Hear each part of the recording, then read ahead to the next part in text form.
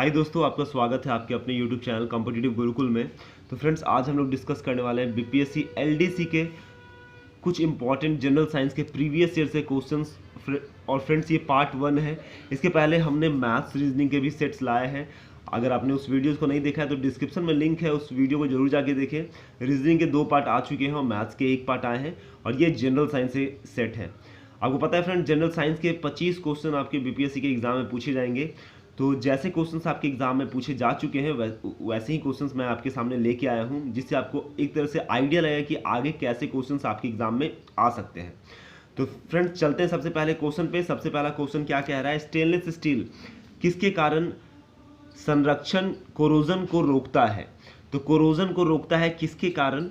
तो ये कार्बन गंधक, जिसे हम लोग सल्फर बोलते हैं, मैग्नीज या क्रोमियम। तो इसका आंसर हो जाएगा friends option number D. Option number D, that is chromium. Chromium को ही हम लोग क्या कहते हैं, कोरोजन रेजिस्टेंट कहते हैं, जो कि जंग से बचाता है। किसे? स्टेनलेस स्टील से। अगर बात करें कि इसमें कार्बन का परसेंटेज कितना होता है, 0.1 से 1.5% कार्बन होता है। चलते हैं अगले क्वेश्चन पे। अगला क्वेश्चन क्या है? अगला क्वेश्चन है फ्रेंड्स, निम्नलिखित की, देखिए क्वेश्चन नंबर 2 है, निम्नलिखित की कमी से जीरोप्थैल्मिया रोग होता है। जीरोप्थैल्मिया जो रोग है, डिजीज है, किसकी कमी से होता है? किस विटामिन की कमी से होता है?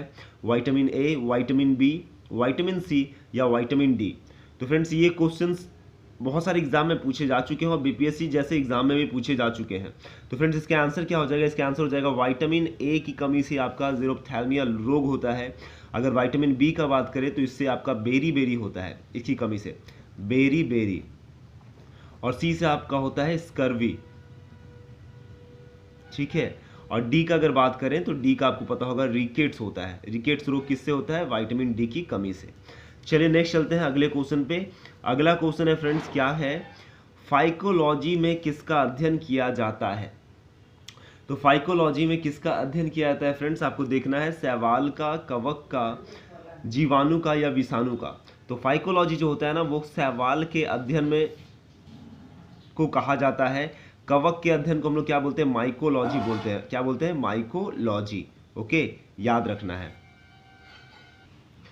देखिए फ्रेंड्स, चौथा नंबर क्वेश्चन क्या कह रहा है, मानव शरीर की सबसे बड़ी हड्डी का नाम क्या है? तो मानव शरीर जो है उसमें सबसे बड़ी जो हड्डी होती है उसको क्या कहते हैं? फीमर कहते हैं, फिबुला कहते हैं, अल्ना कहते हैं या टीबिया कहते हैं। तो फीमर जो होती है ना फ्रेंड्स, मानव शरीर की सबसे बड़ी हड्डी होती है फीमर। अगर बात करें कि बाल्य अवस्था में हड्डियों की संख्या क्या होती है? जब बच्चा व्यवस्था होता है, जब आप बचपन में रहते हैं तो आपके शरीर में कितनी हड्डियां होती हैं? तो इसे भी याद रख लीजिए, 208। और जब आप वयस्क हो जाते हैं, युवा व्यवस्था में आ जाते हैं, उस समय आपके पास कितनी हड्डियां होती है? आपके शरीर में 206 हड्डियां होती है। अगर आपसे पूछेगा सबसे छोटी हड्डी कौन सी है, तो सबसे छोटी जो होती है ना, कान की हड्डी होती है, जिसे कहते हैं स्टेपस कहते हैं। क्या कहते हैं? स्टेपस। अगर आपसे पूछता है सबसे मजबूत हड्डी, पूछे सबसे मजबूत हड्डी अगर पूछे तो ये क्या हो जाएगा? जबड़े की हड्डी। सबको याद कर लेना है, जबड़ों की हड्डी। जबड़ों की हड्डी जो होती है सबसे मजबूत हड्डी होती है। तो मैंने क्या क्या बता दिया? तो इस क्वेश्चन से हमने 5 क्वेश्चन डिस्कस किया। सबसे पहले मानव शरीर की सबसे बड़ी हड्डी फीमर, बाल्यावस्था में कितनी हड्डियां होती है शरीर में? 208, युवा व्यवस्था में होती है 206, सबसे छोटी हड्डी होती है कान की हड्डी स्टेपस, और सबसे मजबूत हड्डी होती है जबड़ों की हड्डी, ठीक है। चलिए नेक्स्ट चलते हैं अगले क्वेश्चन पे। अगला क्वेश्चन आपका क्वेश्चन नंबर 5 है। क्वेश्चन नंबर 5 क्या बोल रहा है, आवेश की एसआई इकाई क्या है? आवेश किसे कहते हैं फ्रेंड्स? आवेश होता है चार्ज, इसको अंग्रेजी में हम लोग बोलते हैं चार्ज, ठीक है। तो पूछ रहा है कि आवेश की एसआई इकाई क्या है? तो आवेश का एसआई इकाई होता है कूलम्ब होता है, दैट इज, इसे सी से हम लोग सूचित करते हैं, कूलम्ब। ऑप्शन नंबर अगर बी का बात करें, एम्पियर, तो एम्पियर किसका होता है? एम्पियर होता है आपका विद्युत धारा का। विद्युत धारा का आपका क्या होता है? एम्पियर होता है, ठीक है। वाट किसका होता है? वाट होता है पावर का, और जूल होता है वर्क का। याद रखना है फ्रेंड्स, एक क्वेश्चन से हम लोग कोशिश करेंगे ज़्यादा से ज़्यादा क्वेश्चंस को डील कर सकें। नेक्स्ट क्वेश्चन क्या कह रहा है? क्वेश्चन नंबर 6 है, वाहनों में पीछे का दृश्य देखने के लिए कैसा दर्पण प्रयोग किया जाता है? आपने देखा होगा कि जो व्हीकल्स होता है जिसमें आपके साइड मिरर्स लगे रहते हैं, तो उसमें कौन सा मिरर लगा रहता है? समतल होता है, उत्तल होता है, अवतल होता है, या गोलीय मिरर होता है? तो फ्रेंड्स, याद रखना है कि आपका जो वाहन होता है ना, वाहन में आपका कौन सा मिरर लगा रहता है, इसे याद रखिएगा, ये होता है उत्तल मिरर। क्या होता है, उत्तल दर्पण आपका लगा होता है, किसमें, वाहनों के पीछे, ठीक है, ओके। अगर इसमें आपसे पूछेगा ना कि जैसे अगर पूछ ले कि अवतल दर्पण कहाँ कहाँ इस्तेमाल होता है, तो अवतल दर्पण का इस्तेमाल हम लोग हेडलाइट्स में करते हैं। हेडलाइट, ये क्वेश्चन आया हुआ है, क्वेश्चन है, हेडलाइट में आपका अवतल दर्पण का इस्तेमाल करते हैं, सर्च लाइट में इस्तेमाल करते हैं, सर्च लाइट में, ठीक है। ईएनटी डॉक्टर जो होता है ना, आँख नाक और कान का जो डॉक्टर होता है वो भी इस अवतल दर्पण का इस्तेमाल करता है, ठीक है। और जो दाढ़ी बनाता है सैलून में, वहाँ भी अवतल दर्पण का इस्तेमाल होता है, जिसे हजाम बोलते हैं, हजाम, हजामत जो होता है दाढ़ी बनाने वाले सैलून में। और उत्तल का कहाँ इस्तेमाल हो गया, उत्तल का हो गया वाहनों के पीछे का दृश्य देखने के लिए, ठीक है। तो ये सबको याद रखिए, बहुत ही इंपॉर्टेंट है। चलिए अगले क्वेश्चन में चलते हैं। अगला क्वेश्चन क्या कह रहा है, क्वेश्चन नंबर 7 है, नींबू और संतरे में उपस्थित अम्ल होता है, कौन सा अम्ल होता है, एसिटिक अम्ल, हाइड्रोक्लोरिक अम्ल, हाइड्रोक्लोरिक अम्ल क्या होता है, HCl होता है, साइट्रिक अम्ल या ऑक्जेलिक अम्ल। तो इसे याद रखिए फ्रेंड्स, जो आपका नींबू और संतरा में उपस्थित अम्ल जो होता है उसे हम लोग कहते हैं साइट्रिक अम्ल कहते हैं। क्या कहते हैं, साइट्रिक अम्ल, that is option number C. अगर बात करें इसका सूत्र क्या होता है, रासायनिक सूत्र, तो सूत्र भी पूछ सकता है friends, C6H8O7 O7 sorry O7 हो जाएगा, C6H8O7 इसका सूत्र होता है। तो ये सब क्वेश्चंस आपके एग्जाम में आए हुए क्वेश्चन से, उसी सभी क्वेश्चंस को उठाया हूं मैं, आगे सेट्स लाता रहूंगा इसी आधार पे भी। अगर आपको वीडियो पसंद आ रहा है तो वीडियो को शेयर कर दीजिए और लाइक जरूर कर दीजिए फ्रेंड्स, और जो भी हमारे चैनल पर नए हैं चैनल को सब्सक्राइब कर दीजिए। क्वेश्चन नंबर 8 पे देखिए क्या कह रहा है, जिप्सम है, जिप्सम क्या है, जिप्सम का रासायनिक सूत्र क्या होता है, ये पूछ रहा है।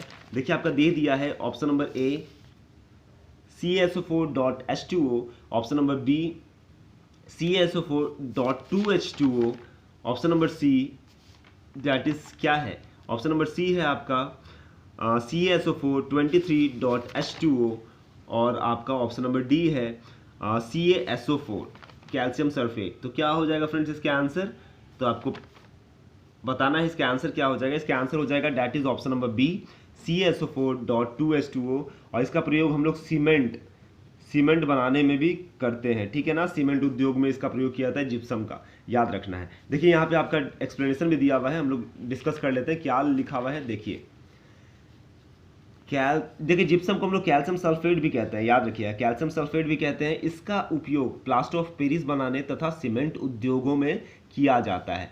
कहाँ पे, प्लास्टर ऑफ पेरिस बनाने और सीमेंट उद्योगों में जिप्सम का प्रयोग किया जाता है, CaSO4.2H2O। चलिए क्वेश्चन नंबर 9 पे चलते हैं। क्वेश्चन नंबर 9 है आपका, वेरी इंपॉर्टेंट है। क्वेश्चन नंबर 9 में क्या कह रहा है, प्रकाश संश्लेषण जिसे फोटोसिंथेसिस कहते हैं की दर सबसे अधिक होती है किस रंग में। तो फोटोसिंथेसिस का जो दर होगा ना सबसे अधिक होगा किस रंग में, आपको बताना है। इसका आंसर क्या हो जाएगा, ऑप्शन नंबर ए दिया हुआ बैंगनी रंग, ऑप्शन नंबर बी दिया हुआ नीले रंग, ऑप्शन नंबर सी दिया हुआ लाल रंग, और ऑप्शन डी पीले रंग। तो इसका राइट आंसर हो जाएगा that is option number C, लाल रंग में सबसे ज्यादा प्रकाश संश्लेषण होगा, फोटोसिंथेसिस होगा। तो फ्रेंड्स अगले क्वेश्चन पे चलते हैं, क्वेश्चन नंबर 10 पे चलते हैं। क्या कह रहा है, एथलीट्स फुट नामक बीमारी किससे उत्पन्न होती है। तो एथलीट्स फुट नामक बीमारी जो होती है ना, ये आपको बताना है किससे उत्पन्न होती है, जीवाणु से, कवक से, प्रोटोजोआ से, या नीमाटोड से। आपको बताना है फ्रेंड्स इसका आंसर क्या हो जाएगा। इसका आंसर हो जाएगा कवक, कवक इज द राइट आंसर। कवक से आपका एथलीट्स फुट होता है, और मैंने इसके पहले भी बताया था आपको कि कवक के अध्ययन को हम लोग क्या कहते हैं, माइकोलॉजी, माइकोलॉजी कहते हैं कवक के अध्ययन को, ठीक है ना, यह भी याद रखना है। और एथलीट्स फुट नामक बीमारी जो है कवक से उत्पन्न होती है। तो फ्रेंड्स ये थे टॉप 10 क्वेश्चन जो कि आपके एग्जाम में पूछे जा चुके हैं। उम्मीद करते हैं ये वीडियो आपको अच्छा लगा होगा। हमसे जुड़े रहने के लिए हमारे चैनल को क्या कर दीजिए, सब्सक्राइब कर दीजिए, ठीक है। और हमें मोटिवेट करने के लिए लाइक बटन दबाइए फ्रेंड्स। किस तरह के वीडियोस आपके लिए डेली बेसिस पे लाता रहूं, और इस वीडियो को शेयर जरूर करें अपने दोस्तों के साथ, जो भी BPSC LDC की तैयारी कर रहे हैं ना उनके साथ इस वीडियो को शेयर कीजिए। कोई भी ग्रुप हो, व्हाट्सएप ग्रुप हो, उसमें इस वीडियो को जरूर शेयर कीजिए। धन्यवाद।